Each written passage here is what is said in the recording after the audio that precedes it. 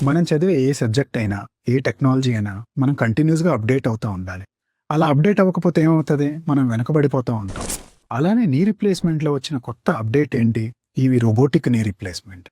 దీంతో మనం పాత సర్జరీనే ఇంకా కరెక్ట్‌గా చేయటానికి, ఇంకా యాక్యురేట్‌గా చేయటానికి మనకు ఉపయోగపడుతుంది. మనం కన్వెన్షనల్ నీ రిప్లేస్‌మెంట్‌లో మనం బోన్ కట్ చేసేటప్పుడు గానీ, మనం కాలు స్ట్రెయిట్‌గా వచ్చిందా లేదా చూసుకోవడానికి మనం కన్వెన్షనల్ ఇన్‌స్ట్రుమెంట్స్ వాడతాం. దాంతో మెయిన్ ప్రాబ్లమ్ ఎక్కడంటే, మనకి పేషెంట్ ఎవరైనా సరే ఏ ఏజ్ అయినా, మేల్ అయినా, ఫీమేల్ అయినా అదే ఇన్‌స్ట్రుమెంట్స్ అనేది వాడాలి. సో, పర్సనలైజేషన్ అంటే ఆ పేషెంట్‌కి తగినట్టుగా మనం సర్జరీననేది మార్చుకోలేము. అదే ఈ రోబోటిక్ నీ రిప్లేస్‌మెంట్‌లో ఏంటి అడ్వాంటేజ్? మనం మోకాల్ని ఒక 3 డిజిటల్ మ్యాప్ లాగా చూసుకోవచ్చు. సో, మనం చేసే ప్రతి బోన్ కట్ గాని, ప్రతి యాంగిల్ గాని, ఆ పేషెంట్‌కి మ్యాచ్ అవుతున్నాయా లేదా?